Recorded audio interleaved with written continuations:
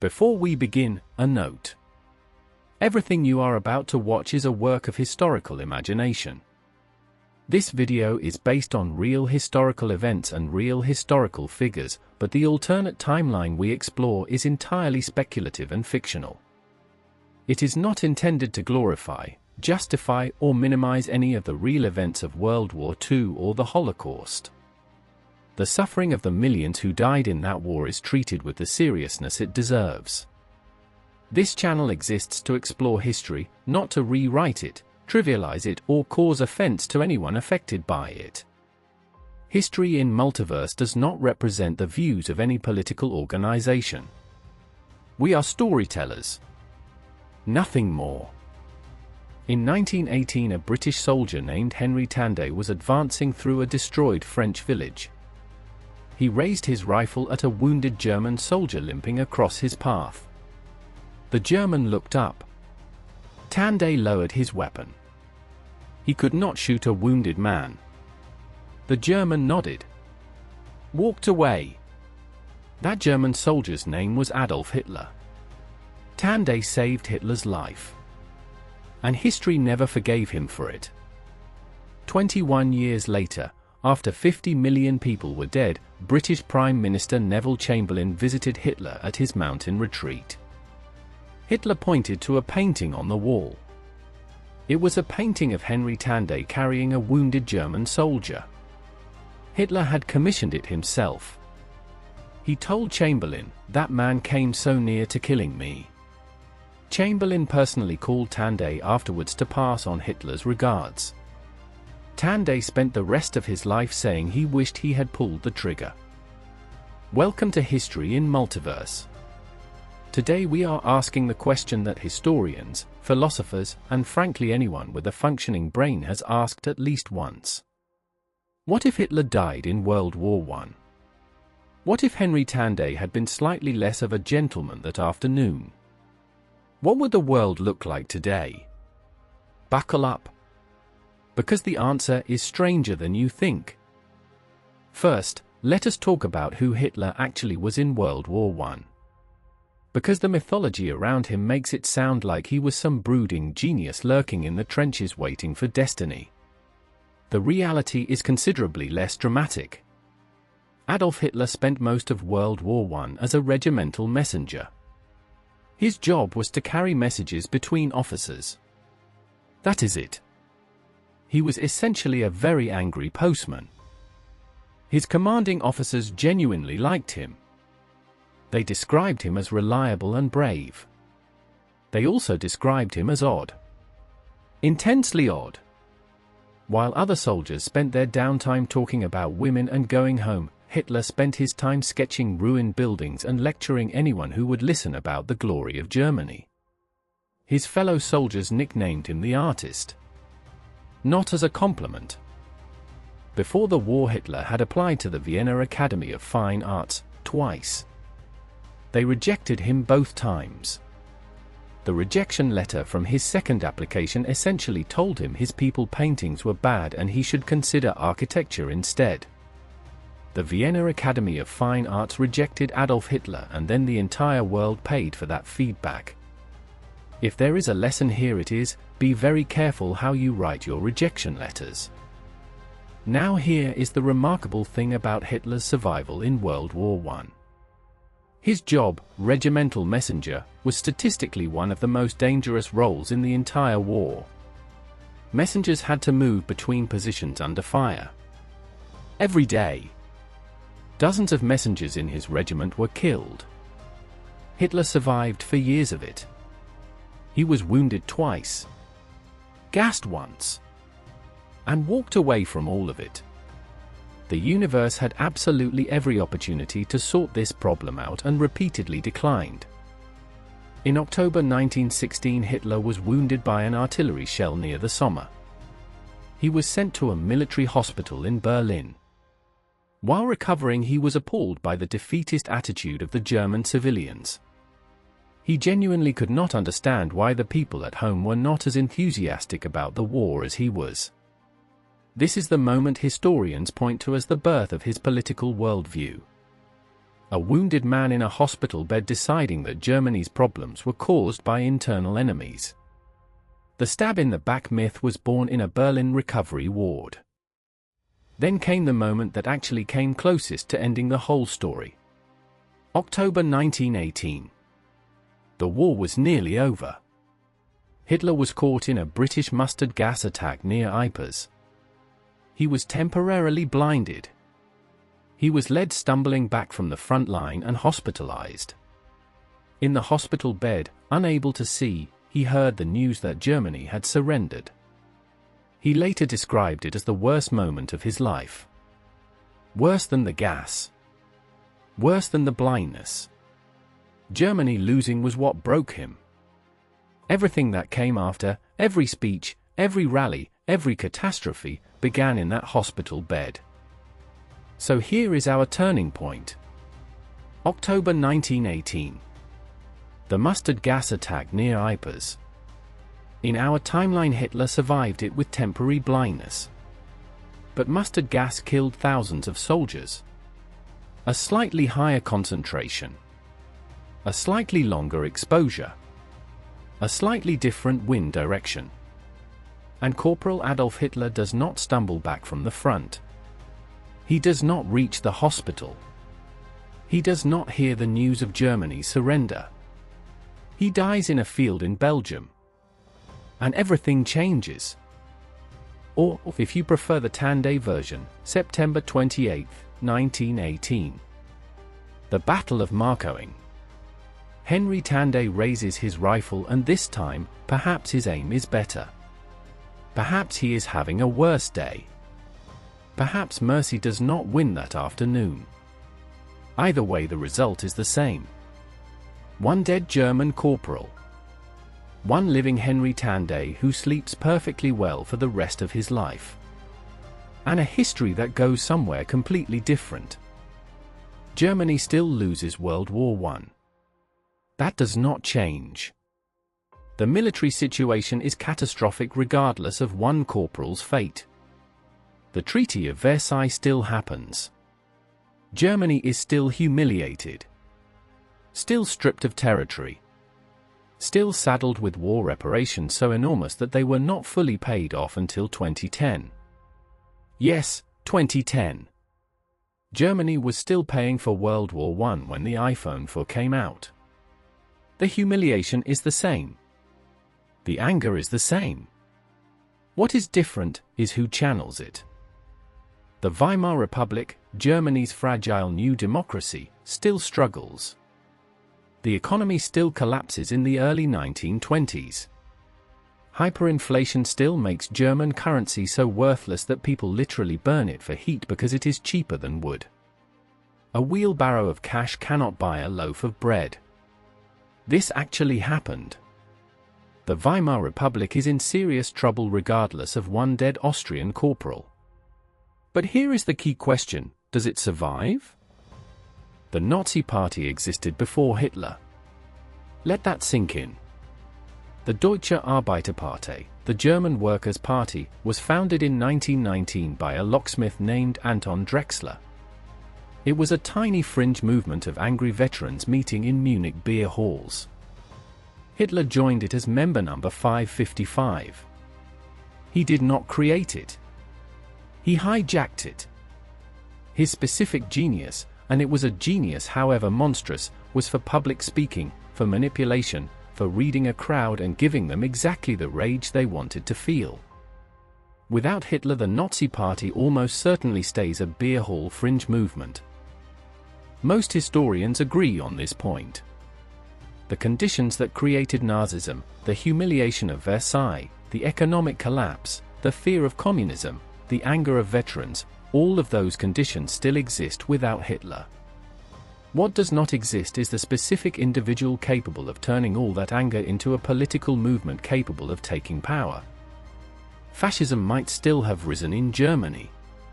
But the Holocaust, the specific, industrial, systematic extermination of 6 million Jews, that required Hitler personally. That was his idea. His obsession. His order. So in our alternate timeline, Germany in the 1920s is still a mess. But it is a mess without a demagogue capable of capitalizing on it perfectly. The Great Depression still hits in 1929. It hits Germany especially hard. Right-wing nationalist movements still rise. There are still angry veterans, still anti-Semitic political parties, still dangerous authoritarian movements. But none of them have Hitler. And without Hitler, the Weimar Republic, historians generally believe, probably survived into the 1930s. Damaged, limping, but alive. Here is something genuinely funny about this scenario. Without Hitler, the most likely outcome for Germany in the 1930s is a conservative authoritarian government. Not a liberal democracy. Not a utopia. Just a regular boring authoritarian government of the kind that existed all over Europe at the time. Hungary had one. Poland had one. Portugal had one. Germany without Hitler probably gets something like Francoist Spain. Unpleasant. Repressive. But not genocidal. Not world-conquering. The bar for improvement here is, admittedly, quite low. Now let us talk about what does not happen. World War II in Europe, as we know it, does not happen. The German invasion of Poland in September 1939 does not happen because no Hitler means no Nazi foreign policy means no Molotov-Ribbentrop Pact means no coordinated attack on Poland. The fall of France does not happen. The Blitz does not happen. Dunkirk does not happen. The entire Western Front of WW2, one of the most destructive military campaigns in human history, simply does not occur. London keeps its buildings. Paris never gets occupied. Rotterdam does not get bombed flat in an afternoon. The Holocaust does not happen. 6 million Jewish people who were murdered between 1941 and 1945 are alive. Their children are alive. Their grandchildren are alive. The Jewish communities of Poland, Hungary, France, the Netherlands, Greece, communities that had existed for centuries and were essentially erased from the map, they still exist. European Jewish culture, its music, its literature, its philosophy, its humor, continues unbroken. We have no idea what those people and their descendants would have created. We never will. But here is where the alternate timeline gets complicated. Because not everything about the absence of WW2 is straightforwardly better. The Soviet Union, under Stalin, still exists. And without Germany threatening it from the West, Stalin's USSR has a free hand to expand wherever it wants. The Baltic states, Finland, Poland, Romania, without a German threat to worry about, the Western powers have far less incentive to stop Soviet expansion. In some versions of this alternate timeline, Europe simply trades a Nazi nightmare for a Soviet one. Japan still has its imperial ambitions in Asia. The Second Sino-Japanese War still happens in 1937. Japan still attacks Pearl Harbor, or does it? Without a Germany threatening Britain and France, both countries still have strong presences in Asia. Japan's strategic calculus changes significantly. The Pacific War might still happen, but in a very different form, with different allies, different outcomes. History without Hitler is not peace. It is just a different set of wars.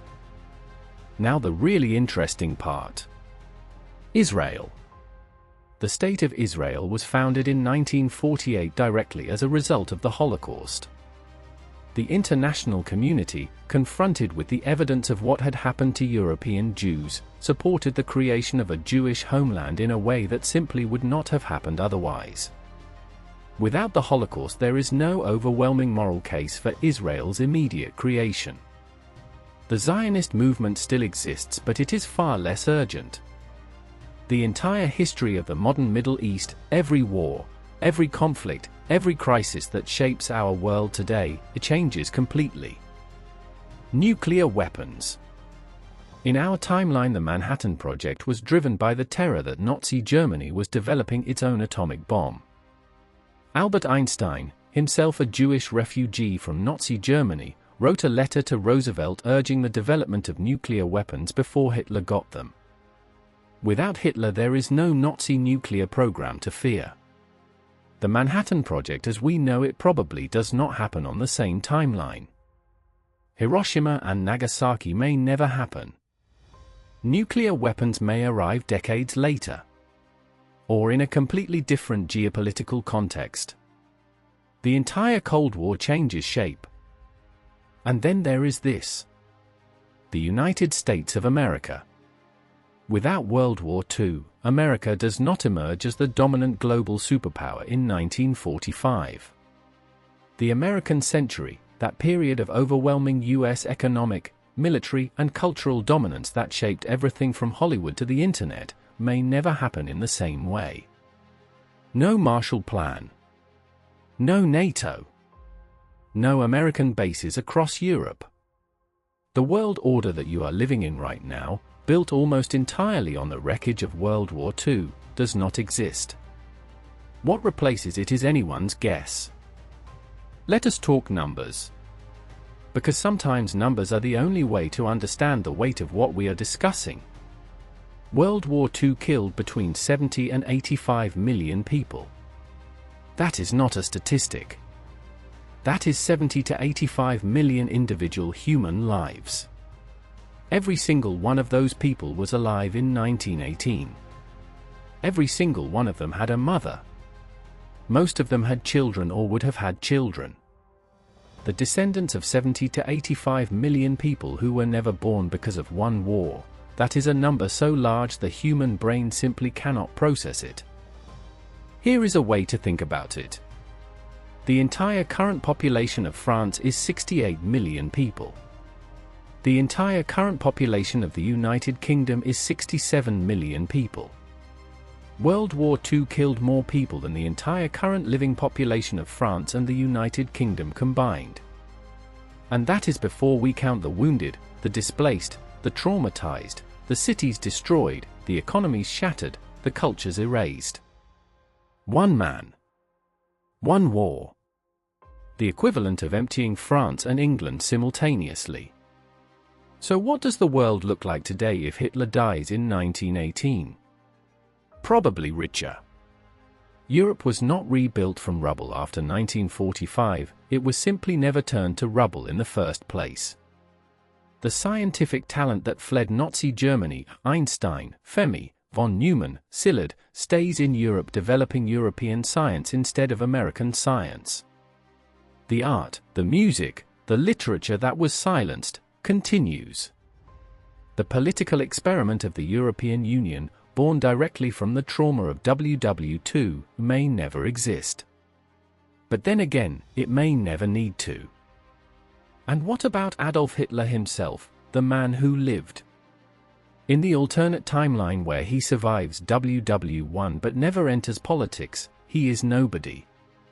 Genuinely nobody. He probably scrapes together a living as a commercial artist in Munich or Vienna. He paints postcards and architectural sketches. He attends political meetings and shouts at everyone in them. He is that guy. The angry veteran at the back of every meeting who everyone finds exhausting. He dies in obscurity sometime in the 1950s. Nobody writes a biography. Nobody makes a film. History does not remember him at all. There is something almost unbearably strange about that image. The most written about human being in modern history, more books have been written about Hitler than any other person who ever lived, reduced to a footnote. An obscure Austrian watercolorist who had strong opinions nobody listened to. The Vienna Academy of Fine Arts, the institution that twice rejected his application, would have had no idea that their admissions decision was the hinge point of the entire 20th century. Somewhere a board admissions officer threw away a portfolio and changed the world. Henry Tandey lived until 1977. He spent decades haunted by the knowledge of what he had not done on that afternoon in France. He told an interview late in his life, "I did not like to shoot a wounded man. I did not know who he was. Mercy felt like the right thing. It did not turn out to be." That is the lesson history keeps trying to teach us, and we keep failing to learn. That the smallest decisions carry the largest consequences. That the turning points of civilizations hide inside ordinary moments. That mercy is not always kind. And that somewhere in the infinite fabric of time, a version of Henry Tandey pulled the trigger. And in that world, everything was different. Welcome to History in Multiverse.